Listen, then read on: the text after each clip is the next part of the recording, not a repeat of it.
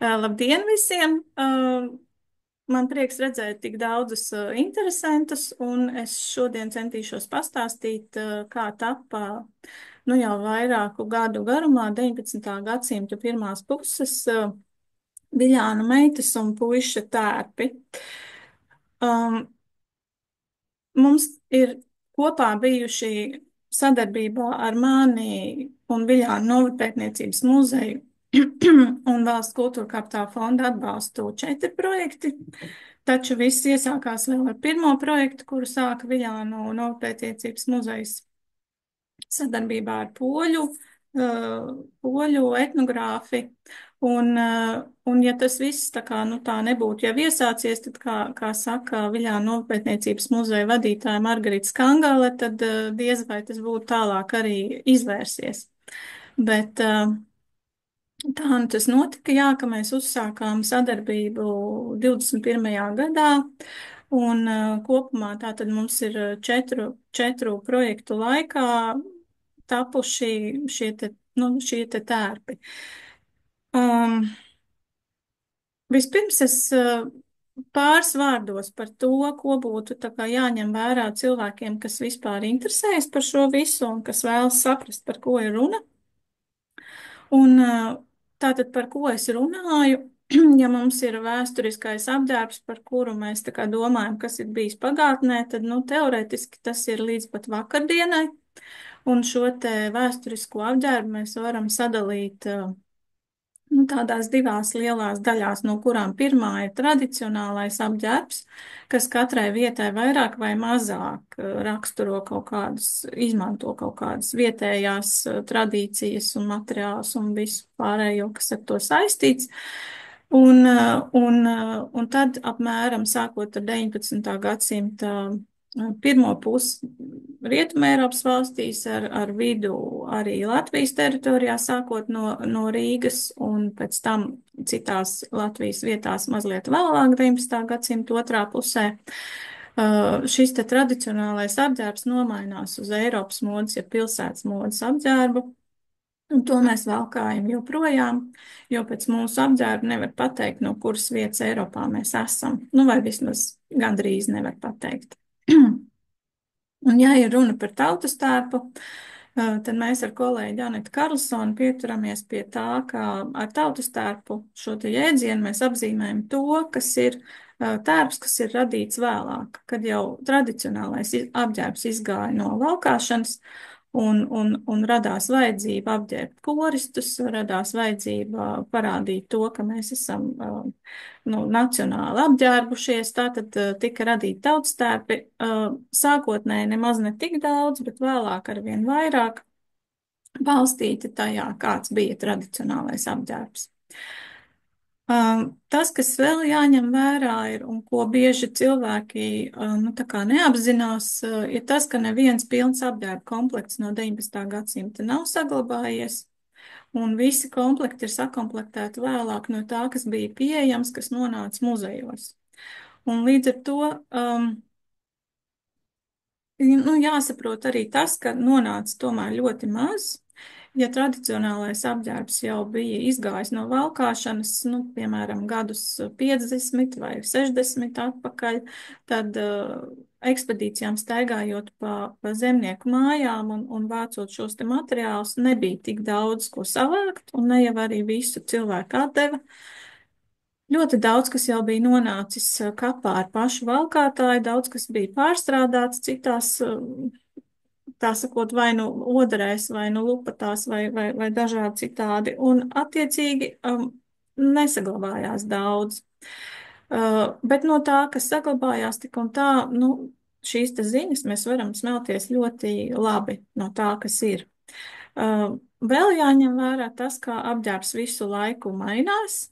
Katrā vietā un katrā laikā tas ir nedaudz atšķirīgs un atkarīgs no tā, protams, arī kāds cilvēks to valkā un kāda ir šī situācija, jo nav tāda vienas vietas senā apģērba. Katram laikam un katram cilvēkam viņš tomēr nedaudz atšķīrās. Citās vietās vairāk, citās mazāk savstarpēji atšķīrās.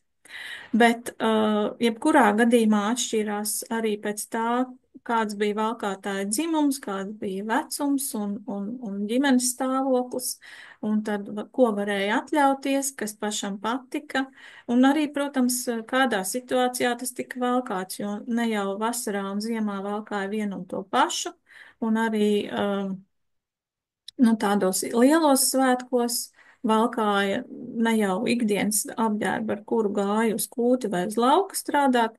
Tā kā šie te visi apģērbi tomēr atšķīrās. Kaut arī bija tādi brīži, kad cilvēkiem šo te apģērbu kārtu nebija daudz, bet tik un tā neliela atšķirība bija.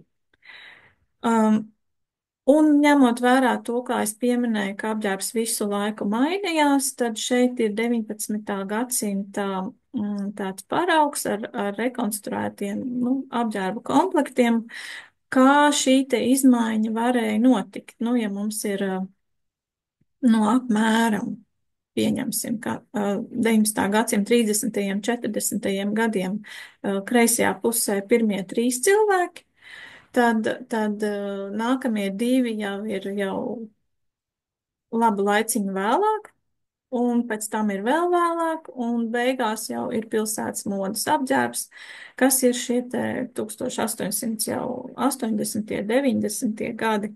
Un ar to arī tradicionālais apģērbs būtībā no valkāšanas ir izgājis. Šis tas paliek vēl darba apģērbā, vēl diezgan ilgi saglabājas linu kārta vasarā, ko valkā uz lauka it īpaši vīrieši. Bet jā, šīs te izmaiņas notiek. Un mēs arī labi varam redzēt, ka šie tērpi tomēr savā starpā atšķiras, un vairāk tie atšķiras tieši laika ziņā, kronoloģiski attīstoties, un ne tik daudz no pagastu uz pagastu. Un šis te mīts par to, ka starp pagastiem ir milzīgas atšķirības, radās un arī varēja rasties tikai tāpēc, ka šo te savākto apģērba daļu bija salīdzinoši nedaudz. Un ja no viena pagasta savāca kaut ko, kas bija, piemēram, no gadsimta sākuma, un no otra pagasta kaut ko, kas bija no gadsimta beigām, tad beigās šis iespējas radās, ka starp šiem 2 kaimiņu pagastiem atšķirība ir liela. Patiesībā lielākā daļa šo atšķirīgo iezīmju apģērbos bija diezgan ar lēzenu tādu pāreju no pagastu uz pagastu. Nu, un tad mazlietiņās ieskats par to, kāds tad vispār 19. gadsimtā apģērbs ir. Šis ir vienīgais slaids, kur es rādu arī apģērbu, kas ir ārpus Latgales, nākamie būs tikai Latgales. Un te mēs varam redzēt to, ka 18. gadsimta beigās, 19. gadsimta sākumā un arī pirmajā pusē modē ir krāsainie izšuvumi ar krāsainu vilnas dziju. Šajā laikā ir arī modē tās mums labi zināmās izšūtās krustpils tipa villēnes.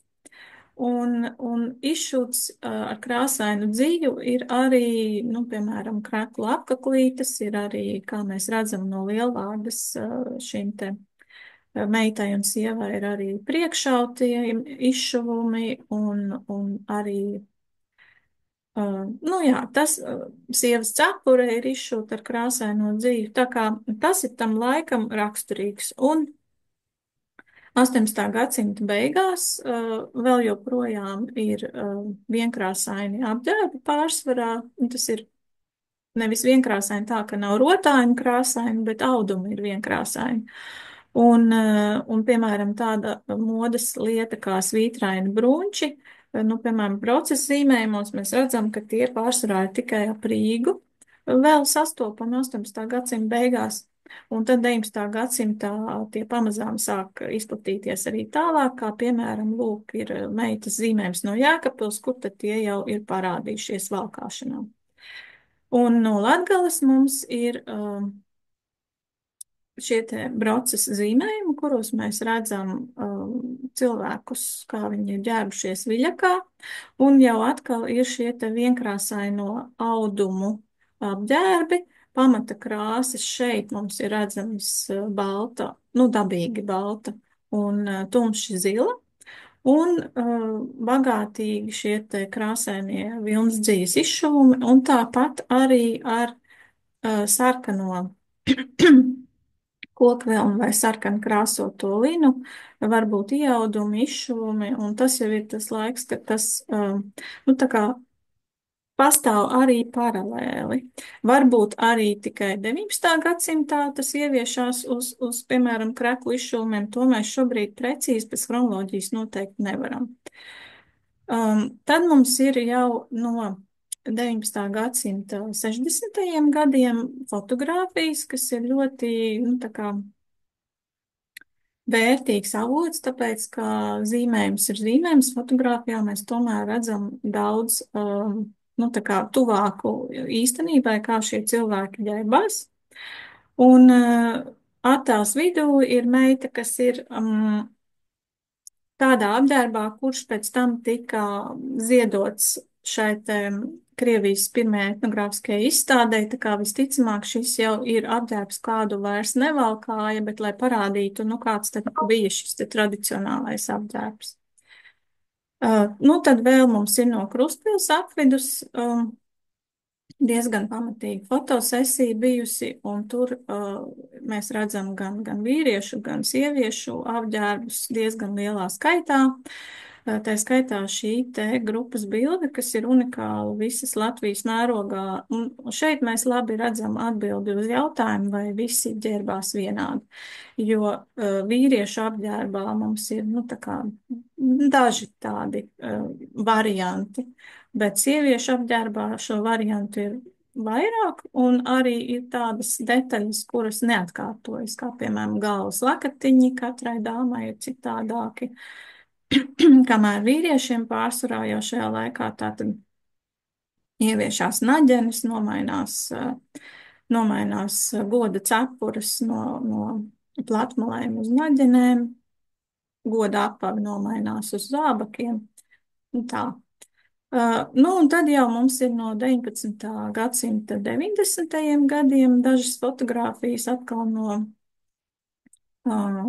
Jāņa Krēsliņa ekspedīcijām, un te mēs redzam, ka cilvēki jau ir ģērbušies Eiropas modes apģērbā, nu tā kā lauku variants, svētku tērpā priekš fotografēšanās viņi arī ir saģērbušies.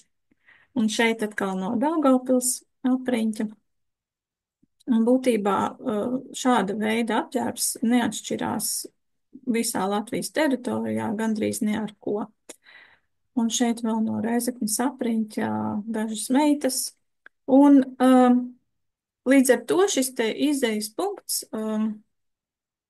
lai mēs sāktu veidot to, ko mēs sākām veidot kopā ar Viļānu novadpētniecības muzeju, bija tāds, ka Margarita Skangala, Viļānu novadpētniecības muzeja vadītāja, teica, mums ir šie te poļu etnogrāfs Stefānijas Uļvinovskas apraksti, kas tapuši Viļānos un apmēram ap 90. 91. gadu pirmoreiz publicēti 91. gadā. Un tad būtu tā kā ļoti vērtīgi, ja mēs šos tērpus mēģinātu rekonstruēt. Un sākotnēji, nu tad balstoties uz to, kādas ziņas papildus vēl pie šiem te aprakstiem varēja dabūt, tad mēs arī rekonstruējām zīmējumu un aprakstu veidā, nu tad tērps varēja izskatīties šādi. Tie tērpi, ko mēs sākotnēji rekonstruējām, bija tie, kurus Stefānija Uļinovska ir aprakstījusi. Tie ir sievietes un vīrieša apģērbs 19. gadsimta beigās un sieviešu apģērbs 19. gadsimta pirmajā pusē. Un vīriešu apģērbu, diemžēl, viņa aprakstījusi nebija no šī 19. gadsimta pirmās puses, tāpēc sākām mēs ar tiem pirmiem 3. Nu, un tad izmantojot arī tos apģērba gabalus kā paraugus, kas atrodas Latvijas Nacionālajā vēstures muzejā, mazlietiņ arī no Jēkabpils vēstures muzeja, tad šos te Johana Kristofa Broca zīmējumus, nu, un jau vēlākos pieminekļu valdes materiālus no 20. 30. gadu ekspedīcijām, arī 40. gadu pirmās puses, tad Latvijas Vēstures institūta etnogrāfisko materiālu krātos materiālu. Nu, un tad arī citi, gan vēstures, gan mākslas avoti, piemēram, Jaņa Rozentāla gleznās ļoti labi var redzēt dažādos pagriezienos šo te pilsētas modas apģērbu, kad jau, nu, lauku tieši to variantu, kad tiem apģērbiem, kas attiecās uz 19. gadsimta beigām, jau bija, kur iespēja paskatīties tos paraugus. Vienlaicīgi var teikt, ka nu, šo te avotu skaits nav vienmērīgs. Bieži vien cilvēki saskarās ar to, ka, nu, kāpēc no tās vietas, kur es esmu, nav, piemēram, tautas tērps. Ja? Nu, tautas tērps, tātad, kā mēs saprotam, ir radīts vēlāk uz to avotu pamata, kādu bija savāds tieši apģērba daļas, un ja šo te avotu nav, tad arī nekādi apģērbi un apģērba komplekti netika izveidoti. Un tā, diemžēl, ir, ka no Latgales teritorijas pārsvarā savāktie priekšmeti ir no Krustpils apvidus un no Šķilbēnu Viļakas Baltinavas puses. Pārējās vietas ir pārstāvētas ievērojami mazāk, un savukārt tā Latgales daļa, kas ir gar jau Krievijas, Baltkrievijas robežu, ir vēl mazāk pārstāvēta nekā Latgala vidēji. Tā kā tur ļoti bieži ir tā, ka nav gandrīz nekādu ziņu vai kaut kādi ļoti, ļoti, ļoti, nu, fragmentāri. Tāpat šo te saglabājušos apģērbu nu, nevienmērība izpaužās tajā, ka ne visi apģērba gabali no visiem laikiem ir saglabājušies vienādi. Piemēram, ir bijusi tradīcija glabāt villainas, izšūtās par piemiņu, un bieži vien tas ir nodots no paaudzes paaudzē par piemiņu no aizgājušām radiniecēm.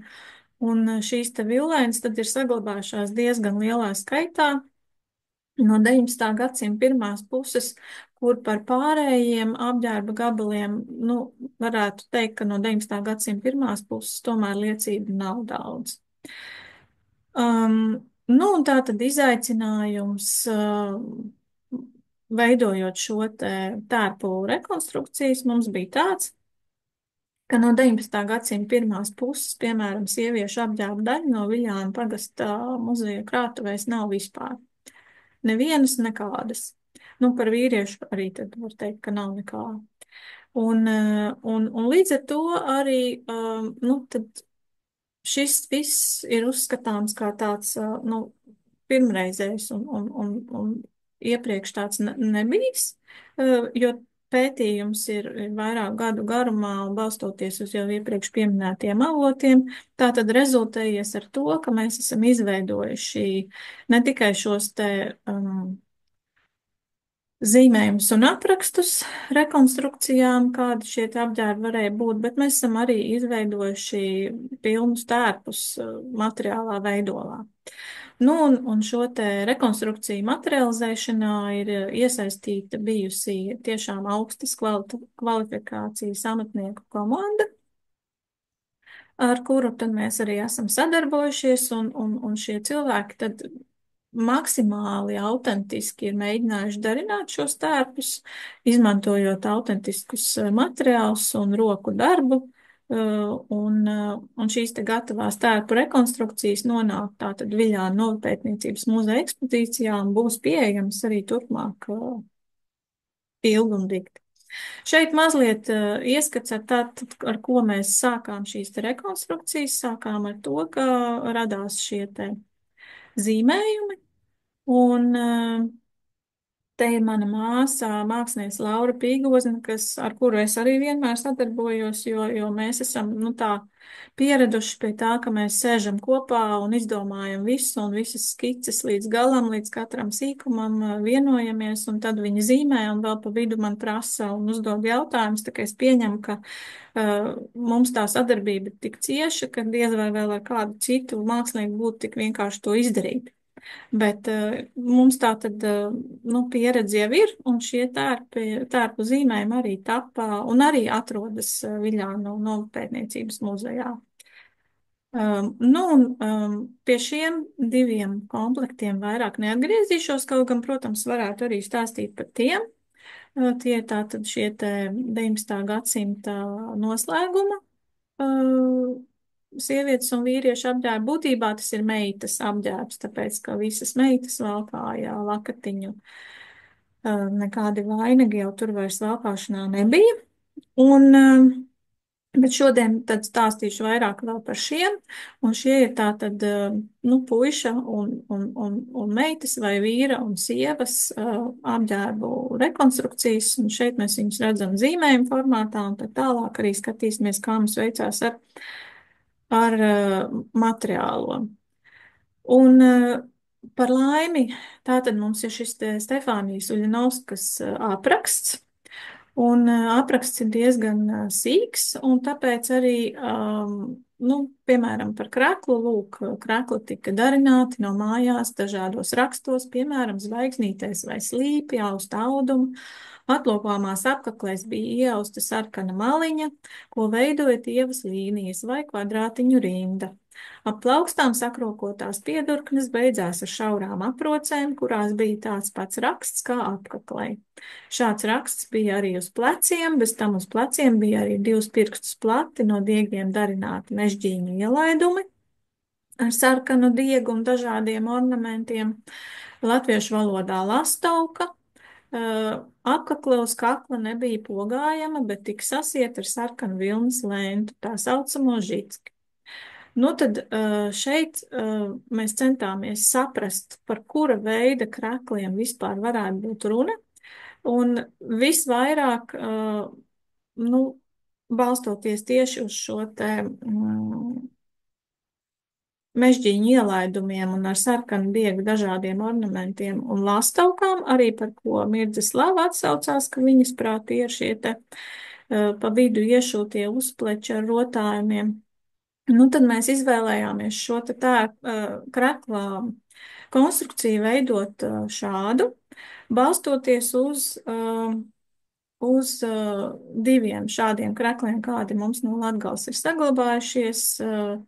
Apkaklē šeit ir no Preļu puses saglabājušies krekla, un savukārt piedurkne un uzplecis ir no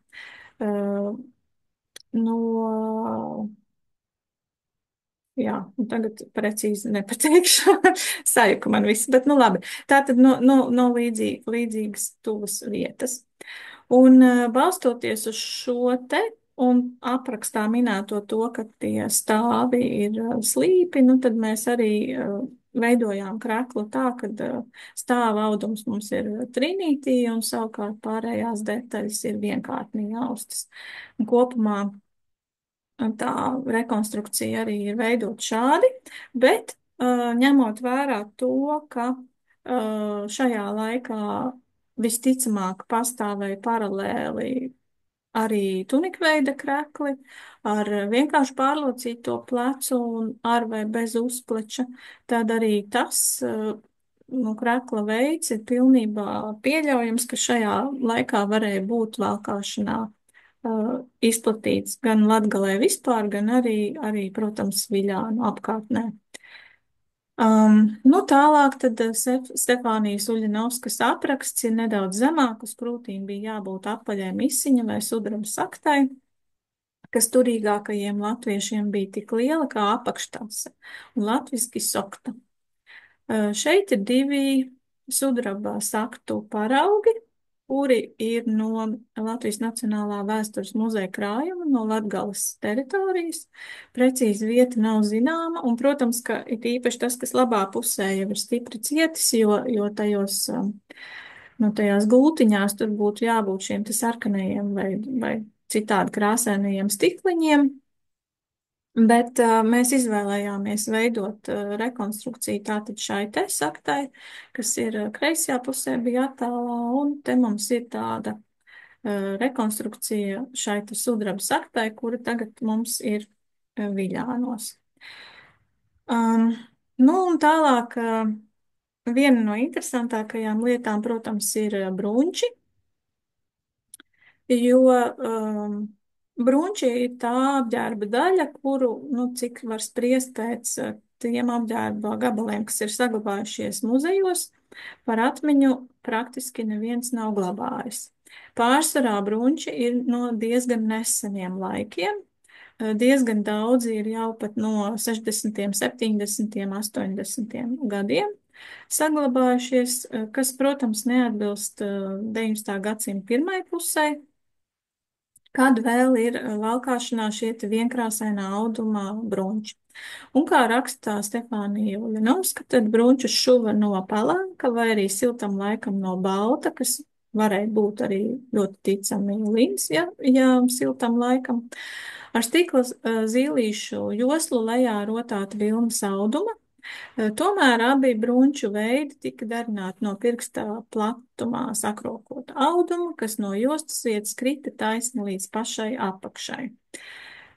Nu, tad zīmējuma veidā mēs šādi to rekonstruējām, pamatojoties arī uz vairākiem aprakstiem un zīmējumiem, kas mums ir pieejami.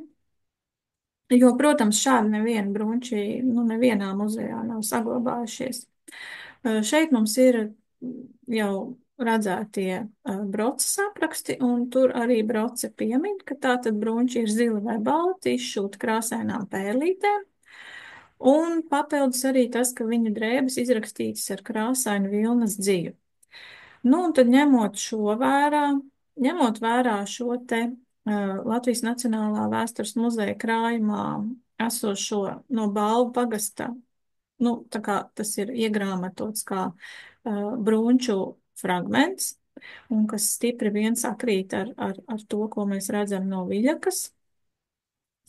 Ņemot vērā arī vairākus rakstītos avotus, šeit ir piemēram viens, kas ir par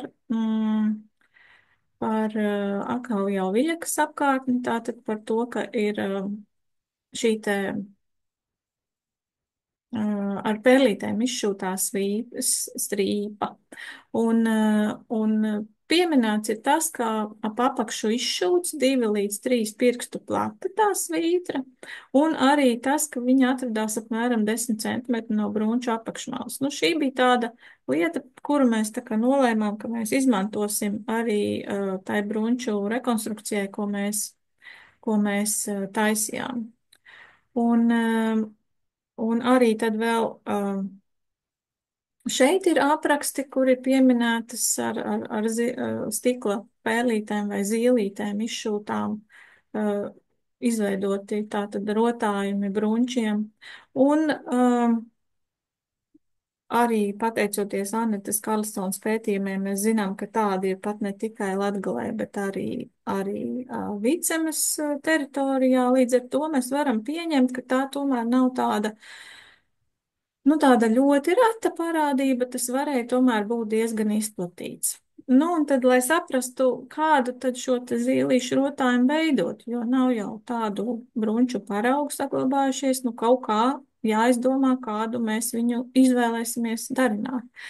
Nu, tad par laimi ir šie te vieni svārki vai svārku fragments augšējais saglabājies no Rudzātu pagasta, un šeit mums tādi stikla pērlīšu izšuvumi ir redzami. Un pēc šo te stikla pērlīšu izšūšanas gan tehniski, kā tie ir izšūti, gan arī pēc tā, nu, tā varētu teikt, dizaina, tad mēs tā kā domājām, kādus mēs viņus darināsim, un tad mums arī tapa, nu, tā skice. Šeit es vēl parādu, vēl pirms izšūšanas ir tātad Dagnijas pārups austais audums. Audumu mēs audām šauru, apmēram 70 centimetru platu, bet garu. Un pēc tam sagriezām vairākās daļās, lai sašūtu kopā bruņču platumā, jo tā ir šī te, nu, tā kā senākā bruņču šūšanas veids, kamēr stēles ir šauras. Jo 70 centimetri ir nedaudz pa šauru tam bruņču garumam, kādu mēs tā kā gribējam, nu, kādu cilvēki vēlējās, un līdz ar to, ja šo te tehniku izvēlējās pretēji, tad brunču garumu varēja uztaisīt kādu vien vēlas, neatkarīgi no steļu platuma. Nu, un, protams, viss ir austs šūts ar rokām, visas vīles arī ir tā izveidotas, kad atbilst senākajiem vīļu veidiem. Un te ir arī tas pirksta platumā zem jostas vēl savilktais audums, kurš tad pēc tam brīvi krīt līdz pašai apakšai, un jostas daļā piešūta ar nebalnātu linu.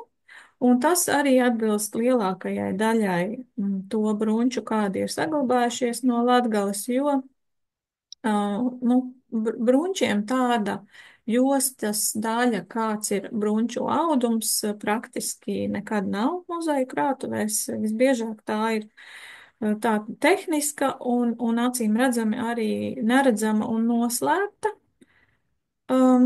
Nu, te mēs ar Madaru briedīgi sēdējām, un Madarai bija jau vairākas šīs te, nu, pērlīšu nu, dizaina varianti saveidot, un tad mēs mēģinājām saprast, kāds mums labāk patīk, kāds mums izskatās ticamāks, kāds labāk izskatās, un vēl klāt pielieku attēlu ar šiem te zirgu astriem, kas turklāt ir savvaļas zirgu astri.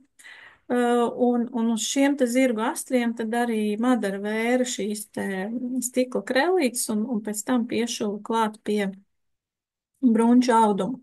Un kāpēc uz zirga astriem? Nu, tāpēc, ka pirmkārt viņi ir daudz plānāki nekā, nu, nevis plānāki, bet, nu jā, šaurāki nekā diegs un arī nu, jā, mēs varam beigās arī vēlreiz Madarai pajautāt par to, kā viņai patīk ar šo visu strādāt, jo viņa teica, bija gan plusi, gan mīnus. Nu, un te ir tad gatavie bruņķi, kādus mēs izvēlējāmies taisīt.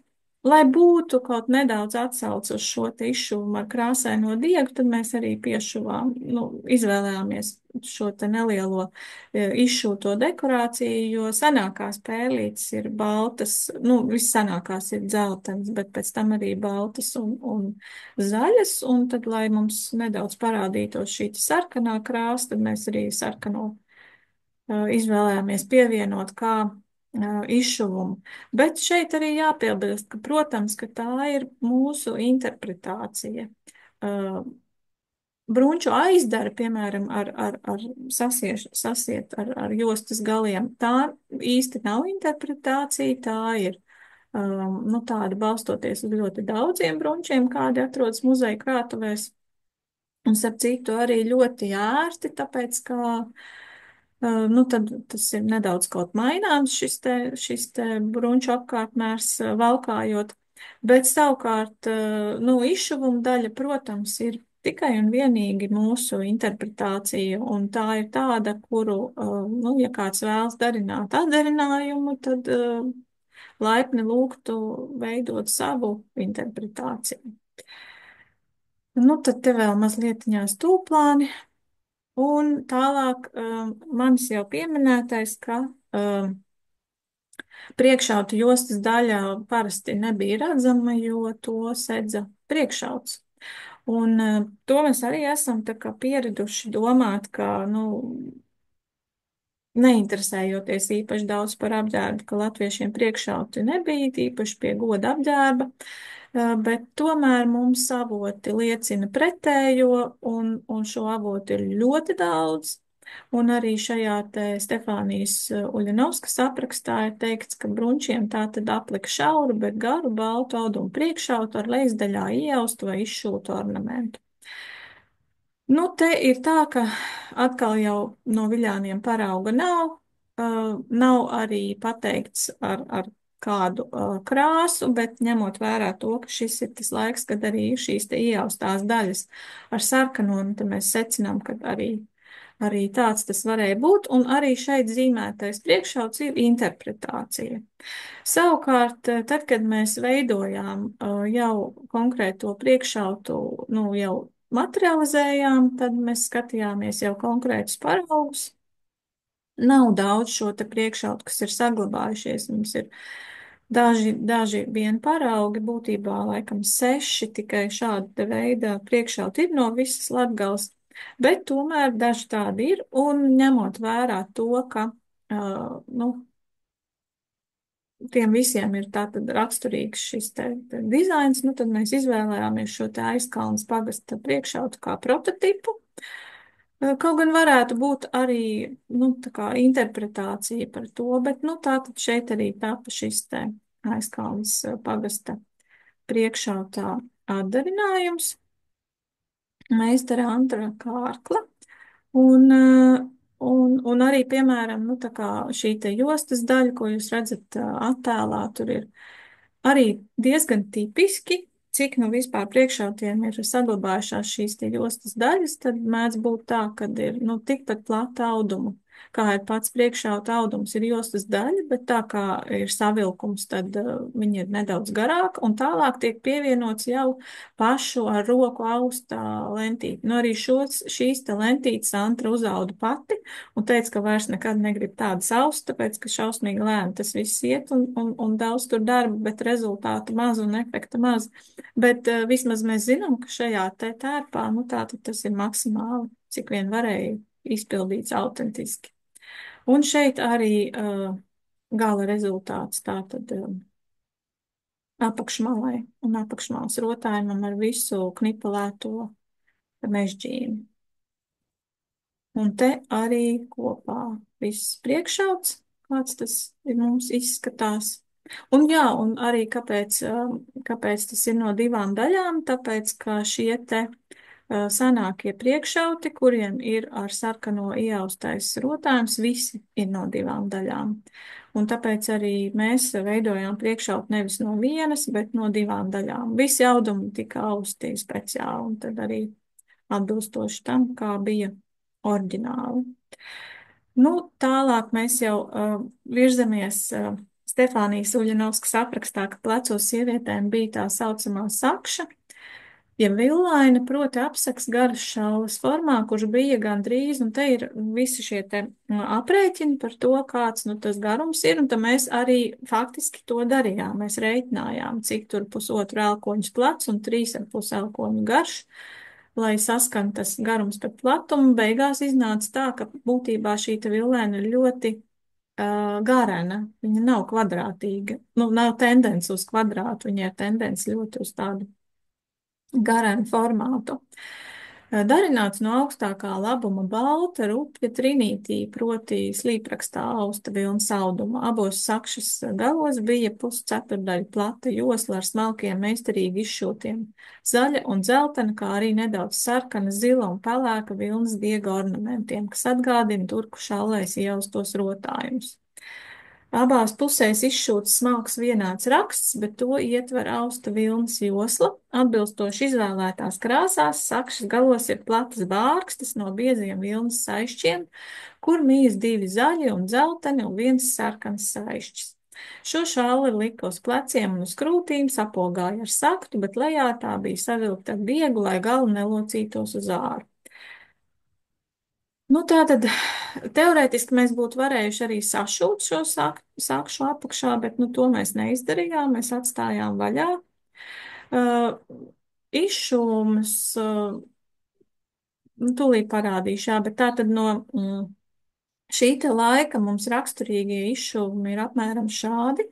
No netāliem pagastiem ir saglabājušās villainas, no Viļānu pagasta tā tad neviena villaina saglabājusies nav, un Viļānu villainas rakstu. Diemžēl mēs arī citādi nekur nevarējām dabūt, kā tikai šeit ir no Kruspils pagasta viena šāda senā tipa celaini, un šo mēs arī izmantojām kā vienu no paraugiem.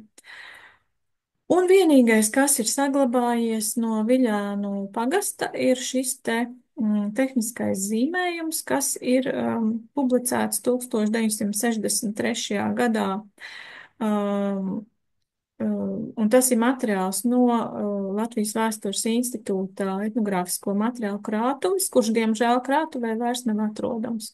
Un tā kā tas ir viens no senākajām ekspedīcijām, šie te E20 materiāli, tad visticamāk, ka šie te, nu, oriģinālie zīmējumi atradās pie kāda no cilvēkiem, kas brauc šajās ekspedīcijās, un viņi tā arī līdz krātuvei nenonāca. Tā kā vienīgais, ko mēs varam, nu, tā kā izmantot, ir šis tehniskais zīmējums. Nu, un tad balstoties uz šo te tehnisko zīmējumu, mēs konstruējām arī, šis ir gala rotājums, bet mēs konstruējām arī mālu rotājumu. Un zīmējumā tātad tas izskatās šādi, ko Laura uzzīmēja. Un savukārt, nu, praksē tātad mums rekur Dagnija pāru pauda.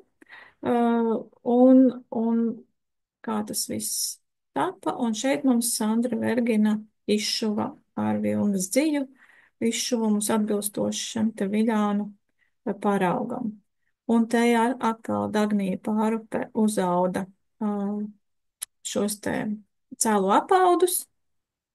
Nu, un tad gala variants, lūk, šāds skaists izskatās. Puse villainas, vai nu mazliet mazākā puse, un savukārt tūplānā lūk šādu. Tā kā būtībā ļoti, ļoti grazni. Vismaz gala raksts mums tātad ir pilnībā balstoties uz šo te etnogrāfisko materiālu krātūs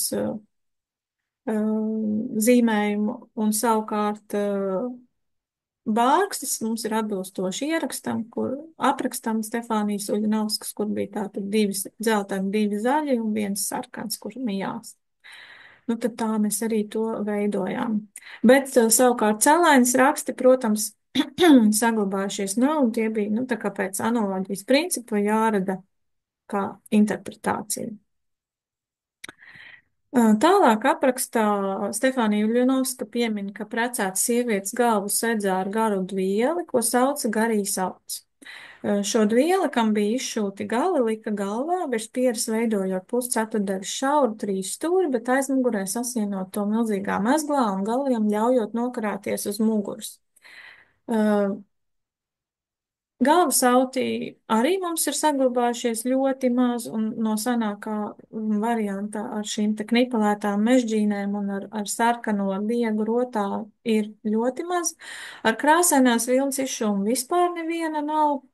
Un zīmējumā mēs sākotnēji arī uzzīmējām šo te tērpa rekonstrukciju ar autu galvā, bet tad, kad mēs sākām domāt par to, kādu mēs darināsim tā ir par rekonstrukcijām jau muzejam, jau materiālā veidā, tad Margarita teica, ka, nu, labāk izvēlamies meitu un taisam vainagu, nevis autu.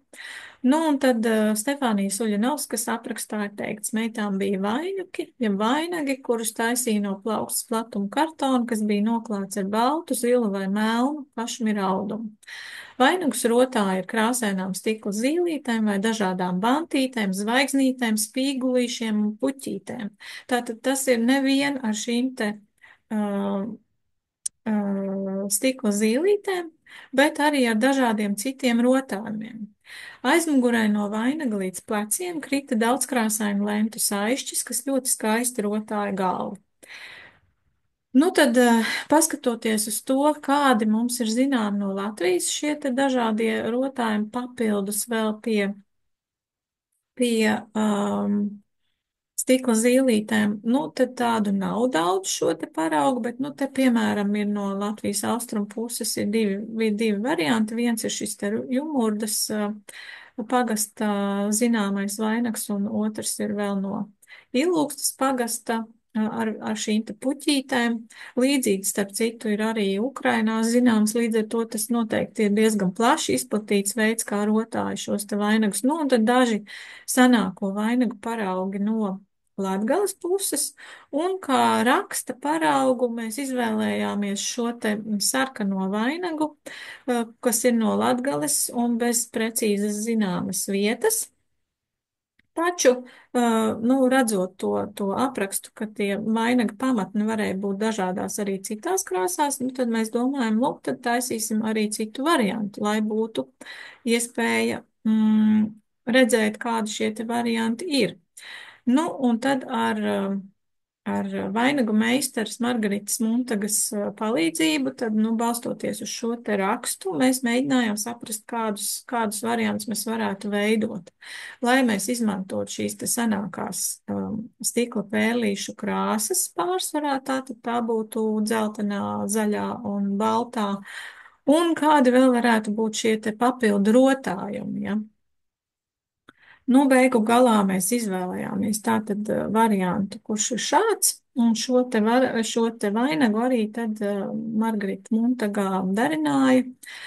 Un tā atkal jau ir pilnīga interpretācija, un līdz ar to, nu, teiksim, cilvēkiem, kuri vēlētos darināt nu, vainagus pēc šī te parauga, ir iespēja pirmkārt arī pašiem kaut ko no tā visa variēt, un otrkārt arī pamatni veidot citā krāsā, gan arī rotājums, jo šī visa ir interpretācija, jo vainaga tāda saglabājušās neviena nav, pēc kura konkrēti to varētu noskatīties. Te vēl pāris attēli ar šo te vainagu. Lentes pievienojām, lai būtu visās četrās krāsās. Protams, atkal mēs nezinām, bet, nu, ja krāsainas lentes, nu, tad vismaz vairāku krāsu vajadzētu būt. Un kā mēs zinām, nu, tad 19. gadsimtā jau šīs te visas trīs krāsu lentes arī ir izmantošanā, nu, tad arī šīs visas pievienojām. Par apaviem Stefānija Janovska raksta, ka ādas apavu tajos laikos vēl nebija, tādēļ valkāja no liepu lūkiem pītas vīzes. Ar 12 acīm, caur kurām ievēra auklis, kas ļāva nostiprināt vīzu uz kājas. Šeit ir daži vīžu paraugi no gan muzejiem, gan personīgām kolekcijām, privātām kolekcijām. Un arī broces zīmējumos, kā mēs labi redzējām, tātad apavi ir zīmētie vīzes ar tām melnajām auklām, un tāpēc vīzes mums bija jādarina no jauna. Un mēs tātad izvēlējāmies šī te no gaišā lūka, nevis no tumšā un tām, nu, paiešu atpakaļ mazlietiņās. Tātad augšējā stūrītī mēs redzam tādas, kas ir, nu, tādas daudz vienkāršākas un neizturīgākas, un tad tās smalkākās ir no gaišajiem lūkiem, ciešākā pinumā, jau pie goda apģērba valkājams. Un tāpēc mēs arī šīs te mēģinājām līdzīgas veidot. Meistare Astrīda Vucina tā tad būtībā varētu teikt, priekš šī projekta ietrenējās, iemācījās izveidot, un tad arī, nu, jau ir mīžu meistare. Savukārt par to, kā kājas tika autas, nekas rakstīts nav. Un tā ir absolūti mūsu interpretācija, ka mēs pievienojām pusgarās baltās vien,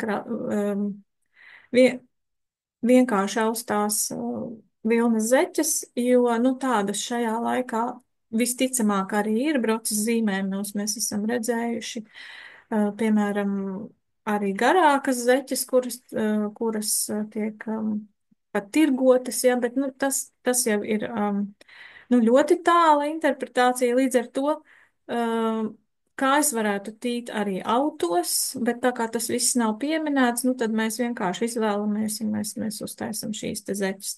Bet, nu, kā jau es te saku, tā tad pilnīga un absolūta interpretācija tā ir.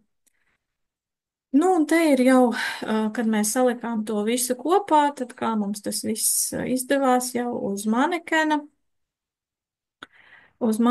kurš pēc tam tika ielikts jau tātad Viļānu novatpētniecības muzeja ekspozīcijā aiz stikla, diemžēl, tāpēc, ka, nu, lai šis te, šie te visi audumi labāk saglabātos, ir svarīgi, ka viņiem ir pēc iespējas mazāk cilvēka roku, nu, sviedri, epitēlijas un viss pārējais, un, teiksim, ja kāds tur pieskarsies un tas viss tur paliks, tad attiecīgi viņi sliktāk saglabāsies, bet lai būtu ilgstošāk tīri un kožu neskarti, tad mēs cenšamies, nu, tā kā viņus turēt aiz stikla. Tas ir tātad tas mūsu rezultāts par sieviešu vai jāsaka jau meitas tērpu. Un tagad mazliet par puišu tērpu rekonstrukciju. gan vispār, gan arī šajā te Stefānijas Uļanovskas aprakstā, kā jau es minēju, tātad par vīriešu apģērbu 19. gadsimta pirmajā pusē ziņu nav. Un arī muzeju krājumos ir daudz mazāk. Par laimi aprakstos ir salīdzinoši daudz, tomēr, nu, ne tik daudz no 19. gadsimta pirmās puses, cik jau vairāk no otrās.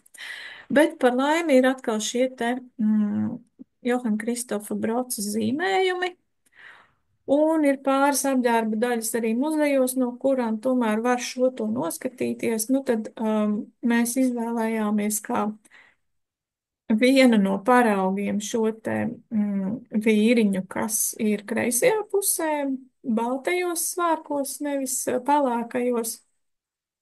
Bet nu atkal jau šeit pilnīgi viss, atskaitot garos svārkus, ir mūsu interpretācija, līdz ar to tad lūdzu tā arī uztvert, nevis kā, nu, teiksim, Viļānos ģērbās tā, bet tieši otrādi, ko mēs no vēstures avotiem skatoties, varam saprast un mēģināt pielāgot tam, lai mums viņš darētu arī Viļāniem, bet ne tikai Viļāniem, protams.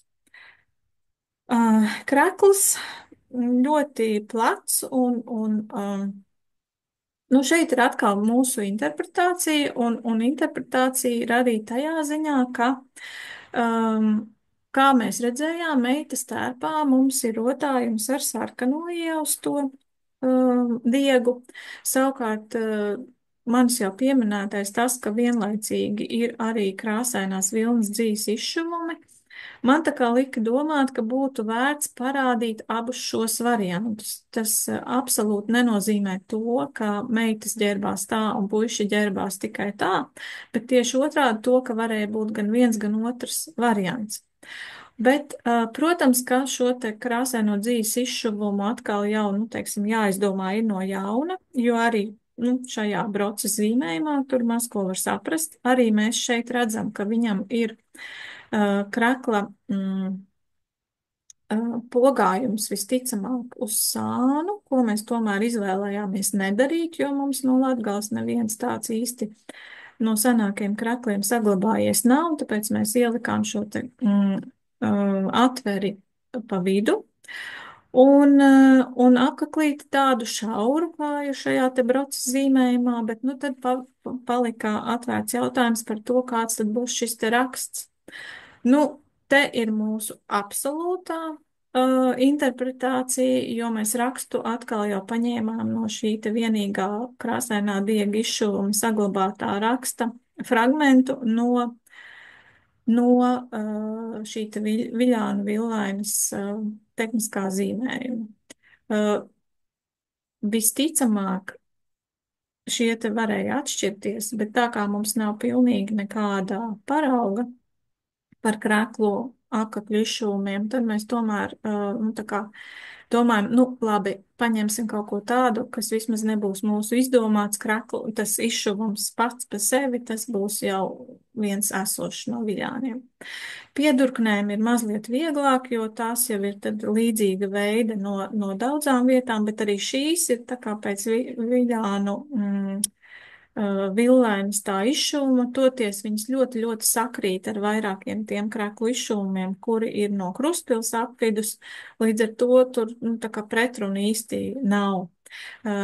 Krāsainā diega izšuvumu krekliem ļoti bieži, un arī vēlāk, un it īpaši vīriešu apģērbā, piedurknes ir veidotas ļoti interesantā veidā, un tas ir tā, ka šie galu sašaurinājumi, dūrgalu sašaurinājumi netop no tā, ka tos nogriež, bet no tā, ka audumu iekšēji ieloca iekšā piedurknē, un acīm redzot, tas, nu, tā kā stiprina piedurkni. Un arī šeit jūs redzat attēlos, ja jums izskatās, ka tur ir tādi trīs stūri, ja, tad jūs redzat pareizi, jo tie ir šie te ielocītie audumi stūrīši, kuri ir tad piešūti pie paša piedurknes auduma un tad veido šo te stiprinājumu. Nu, lai tas būtu autentiski, mēs tā tad arī izvēlējāmies darīt tāpat. Te ir vēl mazliet tūmā.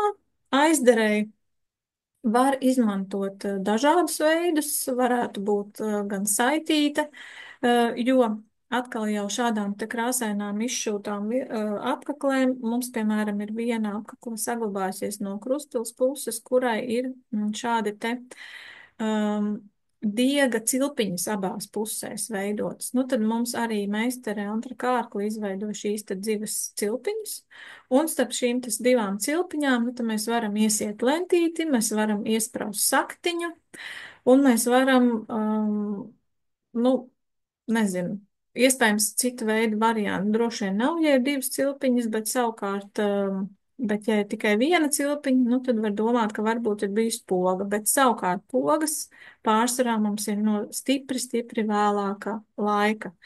Un tāpēc sākotnējiem, nu, kā aizdara ticamākā ir vai nu saitīta, vai nu saktiņa.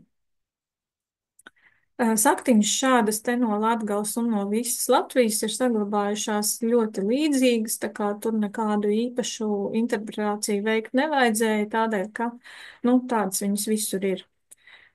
Un šeit dūrgals mazliet tūplānā, lai var redzēt tātad šo te atšūto trīsstūri un kā ir tehniski tas viss izveidots.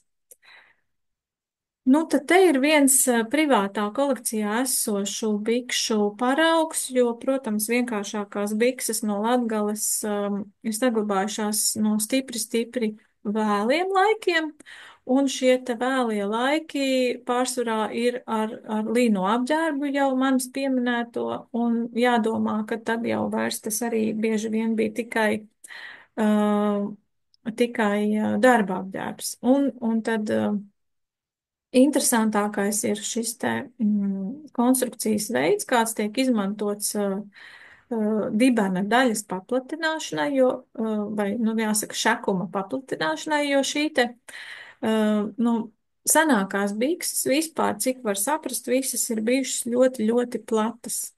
Un it īpaši dibena daļa ir burtiski kā maiss.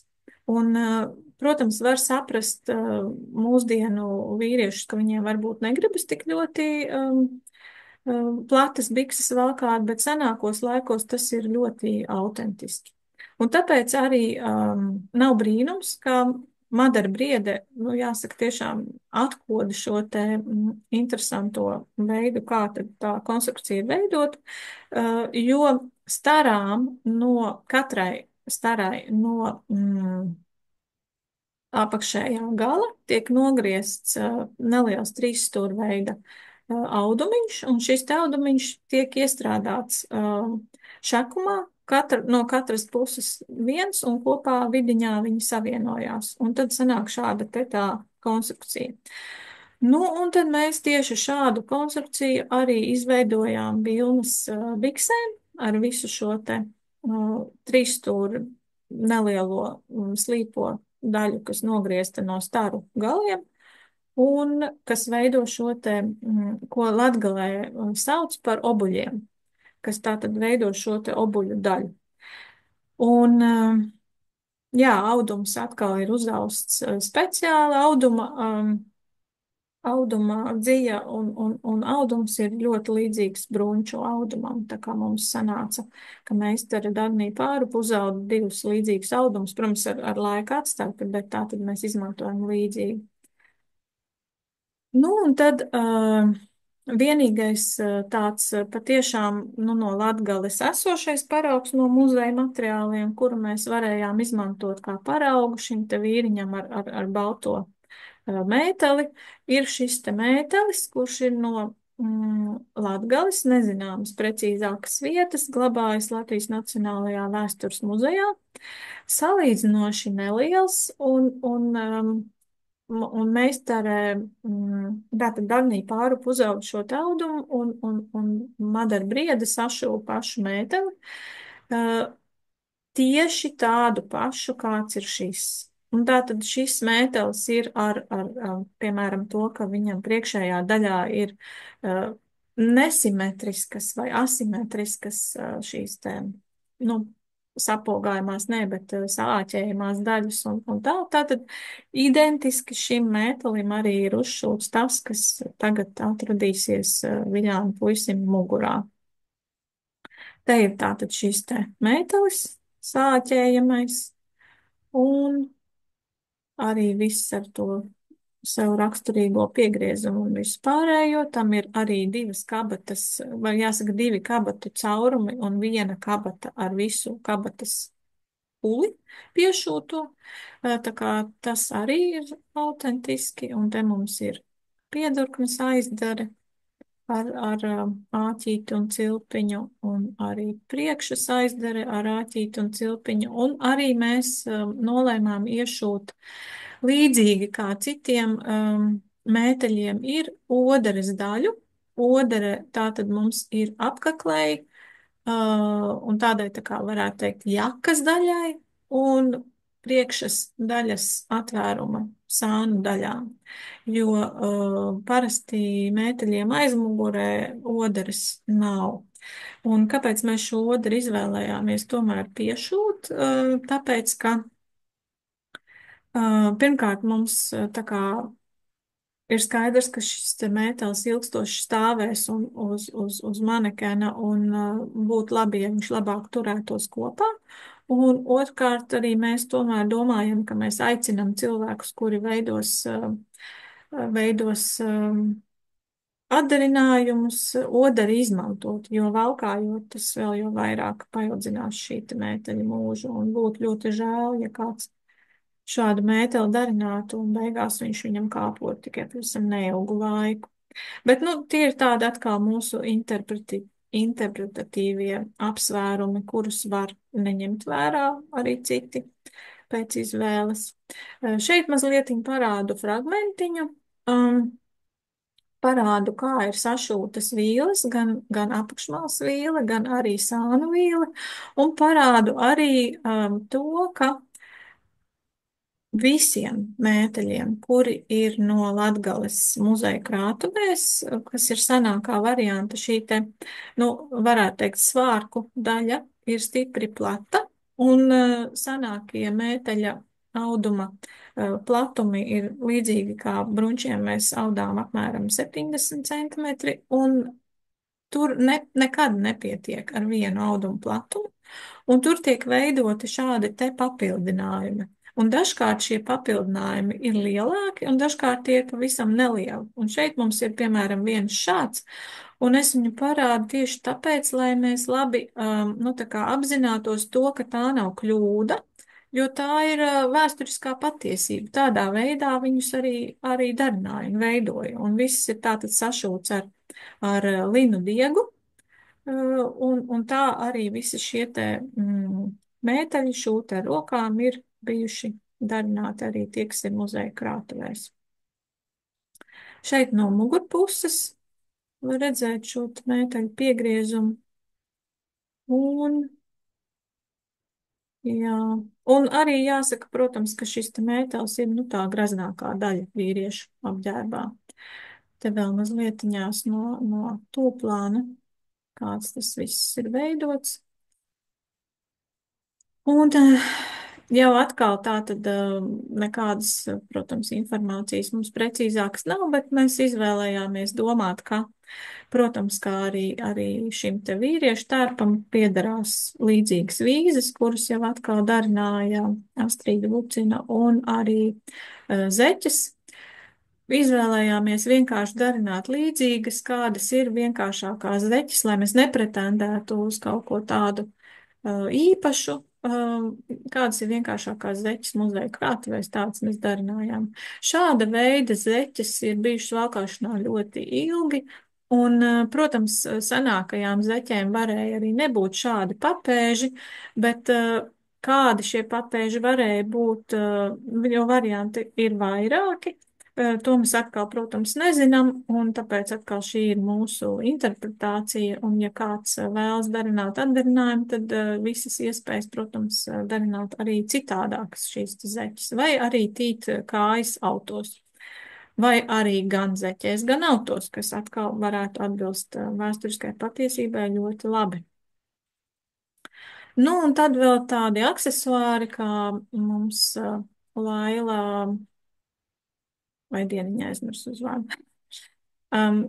Darināja cepuri, un šī te cepuri ir tātad vēl tā vilnas platmala ar visu šo te um, lentīti, kuru iespējams, ka mēs noņemsim, bet mēs viņu pagaidām paturam, tāpēc, lai cepuri, nu, tā kā pierast pie šīs te formas, bet pastāv iespēja, kas ilgstoši stāvot uz manekena, viņi sāk plesties, jo tomēr, nu, šī te veltā vilna ir mazliet elastīga, un būtu žēl, ja tā cepura ar laiku būtu uz acīm. Un tāpēc arī nu, mēs šobrīd pagaidām paturam to lenti, un tad mēs domāsim, kā mums risināt šo te, jo zīmējumos mums īsti tādas lentes nav, un aprakstos, protams, vispār nekā nav. Nu, un tad klāt vēl pie puišu apģērba mums ir cēlu josta, kurai tad ir jābūt tai, kas satur šo te nu, gaišo svārku vidukli, un tā tad ap to arī mums darbināta josta. Līdz ar to puišu tērps kopumā izskatās mums šāds. Apmēram šādi mēs viņu arī gatavojamies salikt muzejā, bet pagaidām mums viņš salikts kopā vēl nav, jo arī meitas tērpu mēs, nu, tad pēc tam es aizbraucu uz Viļāniem, kad projekts jau ir tā kā noslēdzies, tad mēs tur kopā ar Margaritu lēnā garā ļoti rūpīgi visu saliekam, uzpausterējam, kur vajag, saliekam tā, lai stāv un ieliekam stikla skapī iepriekš safotografējot visu, un tad, nu, tad tas mums vēl šobrīd stāv priekšā, bet būtībā, nu, šis te ir tātad mūsu interpretīvais variants par to, kāds varēja izskatīties Viļānos vīrietis, jo apģērbies, jo būtībā šīs te atšķirības no vietas uz vietu, cik var saprast pēc visa veida vēstures avotiem, nemaz tik lielas nav, un mēs varam šādu pašu un līdzīgu darināt arī citās vietās. Nu, te mēs esam tātad nofotografējušās pie saliktā tērpa, kurš nu pat ir salikts Viļānu muzejā un tūlīt ies iekšā skapī. Un ar to es arī tagad esmu aptuveni izstāstījis tieši par šiem tērpiem, kā tie tapa, tāpēc uzreiz izmantojot iespēju, gribu teikt milzīgi paldies meistariem par sadarbību. Šeit visi meistari iesaistīti ir uzskaitīti un jāsaka, nu tā, gan par sadarbību, gan par pacietību, gan par to, ka es vienmēr teicu, ka man vajag maksimāli autentiski visu, un tad cilvēkiem bija jādomā, kā to risināt, un ne jau vienmēr ir pierasts mūsdienās tieši uz to sarežģītāko un vēsturiskāko pusi lūkoties, bet tieši, nu tā, atrast šo risinājumu dažreiz varēja būt pat mazliet sarežģīti, bet es priecājos, ka mums tas viss ir, nu, vairāk vai mazāk izdevies veiksmīgi, un mēs to esam izdarījuši.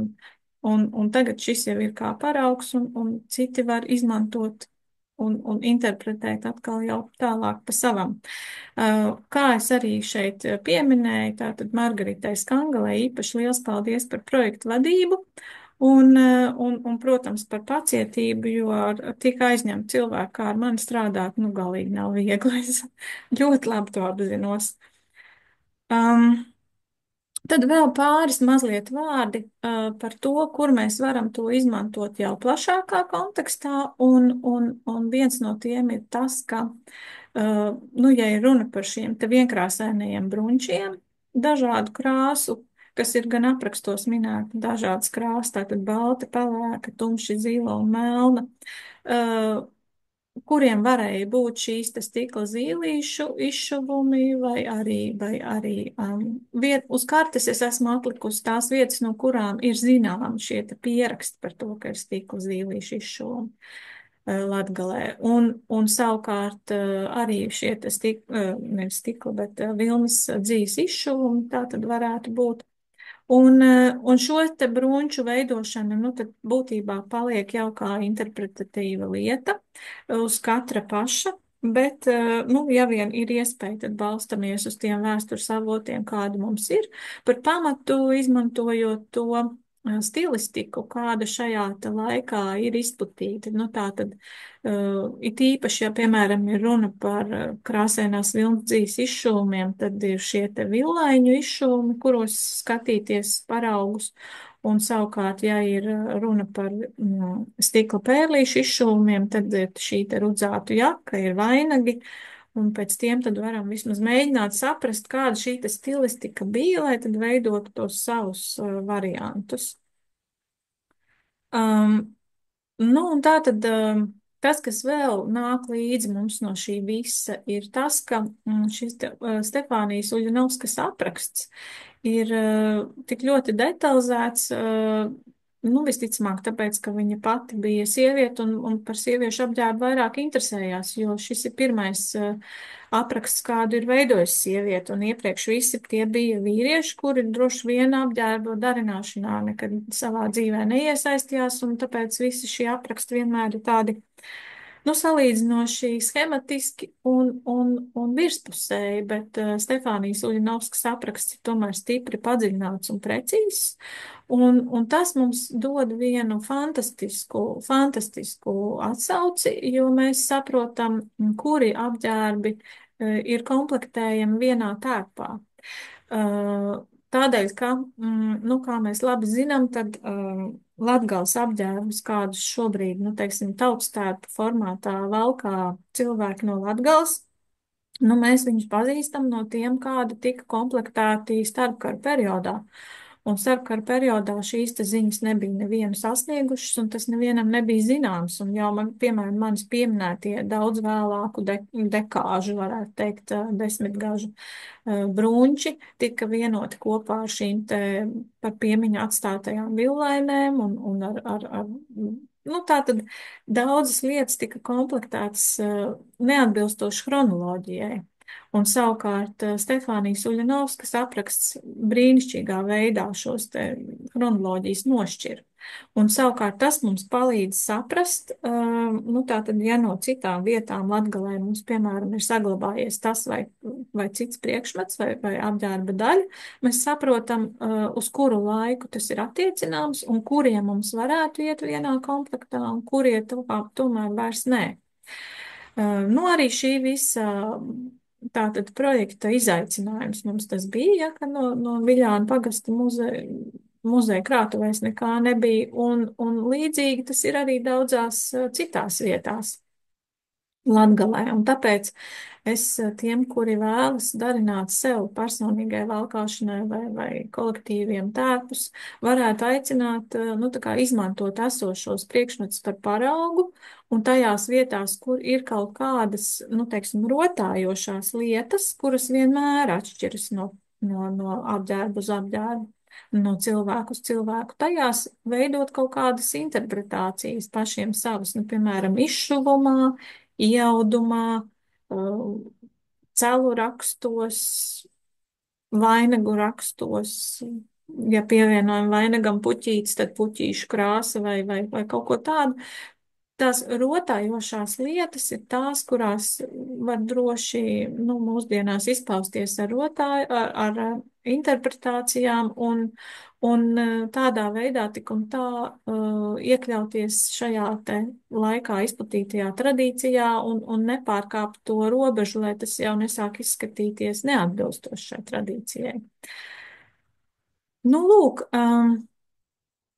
tātad tas ir tas galvenais, ko es esmu gribējis šeit visu pateikt, un tāpēc te mums arī no zīmējuma veidā ir šis te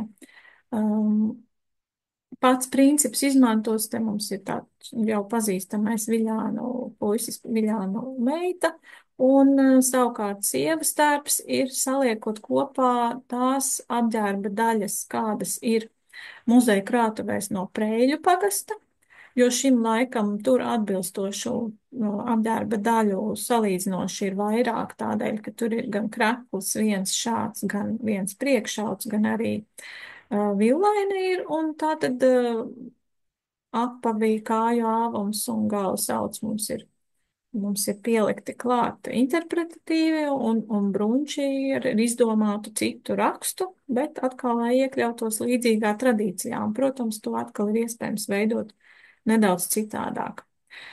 Nu tā, ar to es tad arī gribētu beigt. Ja kādam vēl interesē papildu informācija par manu pētījuma rezultātiem, tad šeit ir dažas saites, kuras varu aicināt izmantot, un tas tad arī būtu galvenais, ko es nu, tā kā gribēju šeit šodien pastāstīt. Paldies visiem liels!